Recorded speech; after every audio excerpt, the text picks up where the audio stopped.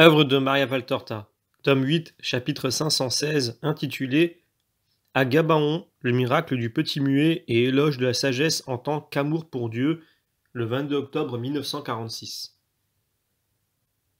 Au printemps, en été et en automne, Gabaon, situé au sommet d'une petite colline en pente douce, isolée au milieu d'une plaine très fertile, doit être une ville avenante, aérée, jouissant d'un panorama magnifique.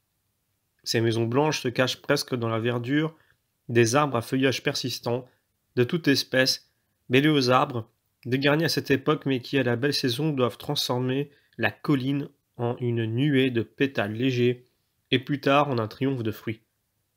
Maintenant, dans la grisaille de l'hiver, elle montre ses pentes rayées par les vignes dépouillées et les oliviers gris, ou bien tachetés par les vergers nus aux troncs sombres. Et pourtant, elle est belle et aérée, et l'œil se repose sur la pente de la colline et sur la plaine labourée. Jésus se dirige vers un vaste puits ou citerne qui me rappelle celui de la Samaritaine ou En-Rogel, ou plus encore les réservoirs près d'Hébron. Nombreux sont les habitants qui se hâtent de faire une provision d'eau pour le Shabbat maintenant proche, les gens qui traitent leurs dernières affaires et ceux qui, leurs occupations terminées, se livrent déjà au repos du Shabbat. Au milieu d'eux se trouvent les 8 apôtres qui annoncent la présence du Maître. Ils ont manifestement eu du succès car je vois amener des malades et se rassembler les mendiants ainsi que des gens qui accourent de leur maison. Quand Jésus pénètre dans l'espace où se trouve le bassin, il se produit un murmure qui se change en un cri unanime. Hosanna, Hosanna, le fils de David est parmi nous. Béni soit la sagesse qui arrive là où elle a été invoquée. Soyez bénis, vous qui savez l'accueillir. Paix et bénédiction. Aussitôt, il s'avance vers les malades et ceux qui sont estropiés par accident ou par maladie, vers les immanquables aveugles ou qui sont en voie de l'être et il les guérit. Un beau miracle est accordé à un enfant muet que sa mère lui présente en pleurant et que Jésus guérit d'un baiser sur la bouche. Il se sert de la parole qui lui a été donnée par la parole pour crier les 2 plus beaux noms. Jésus, maman. Et des bras de sa mère qui le tenait élevé au-dessus de la foule, il se jette dans les bras de son sauveur en se serrant à son cou jusqu'à ce que le maître le rende à sa mère, toute heureuse. Elle explique à Jésus comment cet enfant, qui était son premier-né et que ses parents destinaient dans leur cœur à être lévite dès avant sa naissance, pourra l'être maintenant qu'il est sans défaut. Ce n'est pas pour moi que mon époux Joachim et moi l'avions demandé à Dieu, mais pour qu'il serve le Seigneur. Et ce n'est pas pour qu'il m'appelle maman et qu'il me dise qu'il m'aime que j'ai demandé pour lui la parole. Ses yeux et ses baisers me le disaient déjà, mais je demandais pour qu'il puisse, comme un agneau sans tache, être offert tout entier au Seigneur et en louer le nom. À quoi Jésus répond : Le Seigneur entendait la parole de son âme parce que, comme une mère, il transforme les sentiments en paroles et en actes. Mais ton désir était bon et le Très-Haut l'a accueilli. Maintenant applique-toi à éduquer ton fils à la louange parfaite afin qu'il soit parfait dans le service du Seigneur. Oui, Rabbi, mais dis-moi ce que je dois faire. Agis en sorte qu'il aime le Seigneur, Dieu de tout son être, et la louange parfaite fleurira spontanément dans son cœur. Ainsi il sera parfait dans le service de son Dieu. Tu as bien parlé, Rabbi. La sagesse est sur tes lèvres. Je t'en prie, parle-nous à tous, dit un digne Gabaonite qui s'est frayé un chemin jusqu'à Jésus et l'invite ensuite à la synagogue. C'est certainement le chef de la synagogue. Jésus s'y dirige, suivi de tout le monde, et comme il est impossible de faire entrer à la fois tous les habitants de la ville et ceux qui étaient déjà avec Jésus, ce dernier accepte le conseil de chef de parler de la terrasse de sa maison, qui est contiguë à la synagogue, une maison large et basse tapissée sur 2 côtés par la verdure tenace de jasmin en espalier. La voix de Jésus, puissante et harmonieuse, se répand dans l'air calme du soir qui descend et se propage à travers la place et les 3 rues qui y débouchent tandis qu'une petite mère de tête se tient, le visage levé pour l'écouter. La femme de votre ville qui a désiré obtenir la parole pour son enfant, non par désir d'entendre des mots tendres dans la bouche de son fils, mais pour qu'il soit apte au service de Dieu, me rappelle une autre parole lointaine, tombée des lèvres d'un grand homme dans cette ville même.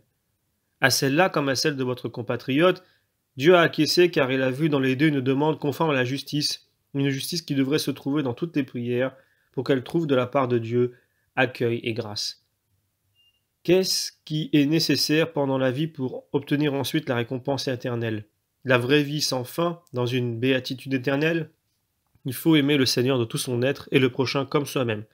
C'est ce qui est le plus nécessaire pour avoir Dieu comme ami et obtenir de lui grâce et bénédiction.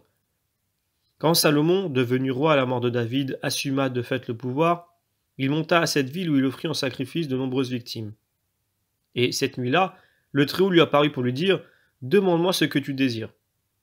C'est une grande bienveillance de la part de Dieu et une grande épreuve pour l'homme, car à tout don correspond une grande responsabilité de la part de celui qui le reçoit, une responsabilité d'autant plus importante que le don l'est. C'est la preuve du degré de formation qu'il a atteint spirituellement.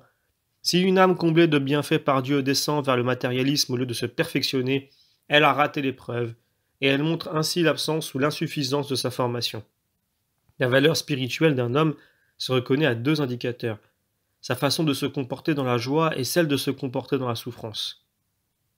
Seul celui qui est formé en fait de justice sans être humble dans la gloire, fidèle dans la joie, reconnaissant et constant même après avoir obtenu ce qu'il espérait, même quand il ne désire plus rien.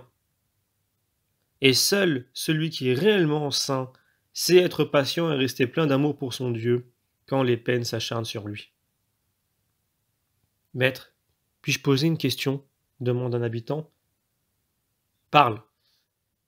Tout est vrai de ce que tu dis, et si j'ai bien compris, tu veux dire que Salomon a triomphé de l'épreuve d'une manière heureuse. Mais ensuite il a péché. Maintenant éclaire-moi. Pourquoi Dieu l'a-t-il tant comblé si ensuite il devait pécher? Le Seigneur connaissait sûrement le futur péché du roi. Dans ce cas, pourquoi lui propose-t-il? Demande-moi ce que tu veux. Est-ce que ce fut un bien ou un mal? Toujours un bien, car Dieu ne fait pas d'action mauvaise. Mais tu nous as expliqué qu'à tout dos correspond une responsabilité. Or Salomon, ayant demandé et obtenu la sagesse, il avait la responsabilité d'être sage et il ne l'a pas été. Veux-tu dire? C'est vrai. Et moi je t'affirme que son manquement à la sagesse fut puni, et avec justice. Mais l'acte de Dieu de lui accorder la sagesse qu'il demandait fut bon.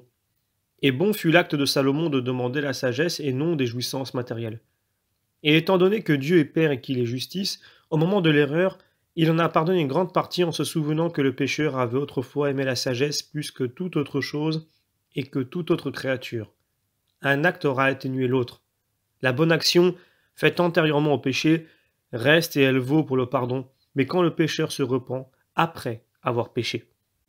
C'est pour cela que je vous dis, de ne pas laisser échapper l'occasion de faire de bonnes actions, pour qu'elles servent d'acompte pour vos péchés quand, par la grâce de Dieu, vous vous en repentez.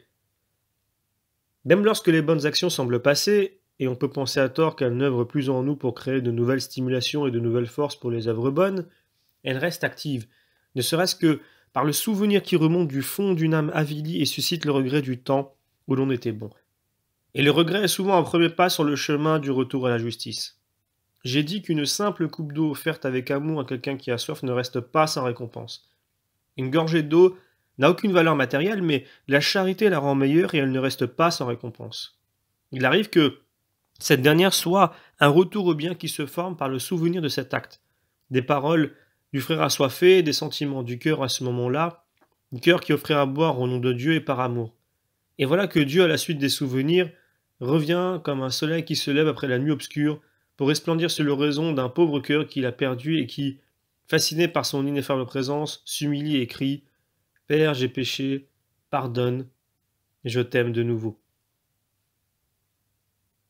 L'amour pour Dieu est sagesse. C'est même la sagesse des sagesses, car celui qui aime connaît tout et possède tout. Ici, pendant que le soir descend et que le vent du soir fait frissonner les corps dans les vêtements et agite les flambeaux que vous avez allumés, je ne vais pas vous dire ce que vous savez déjà. Les passages du livre sapientiel où on décrit comment Salomon obtint la sagesse et la prière qu'il fit pour l'obtenir. Mais en souvenir de moi, de la voix sûre, de la lumière qui vous guide, je vous exhorte à méditer ces pages avec votre chef de synagogue. Le livre de la sagesse devrait être un code de vie spirituelle. Comme une main maternelle, il devrait vous guider et vous introduire dans la parfaite connaissance des vertus et de ma doctrine, car la sagesse me prépare le chemin et transforme les hommes à la vie courte et incapable de comprendre les jugements et les lois, serviteurs et fils des servantes de Dieu, en Dieu, du paradis de Dieu. Recherchez la sagesse plus que tout pour honorer le Seigneur et vous entendre dire par lui au jour éternel Puisque tu as eu surtout cela à cœur et non pas la richesse, les biens, la gloire, une longue vie, ni le triomphe sur tes ennemis, que te soit accordée la sagesse. C'est-à-dire Dieu lui-même, puisque l'esprit de sagesse, c'est l'esprit de Dieu.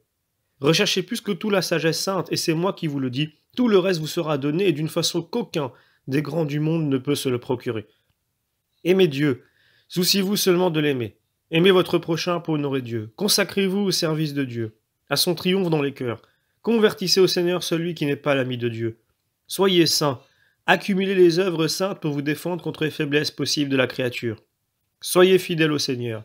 Ne critiquez ni les vivants ni les morts, mais efforcez-vous d'imiter les bons, et non pour votre joie terrestre, mais pour la joie de Dieu. Demandez les grâces au Seigneur, et elles vous seront données. Allons, demain nous prierons ensemble et Dieu sera avec nous. Et Jésus les congédie en les bénissant. Fin du chapitre.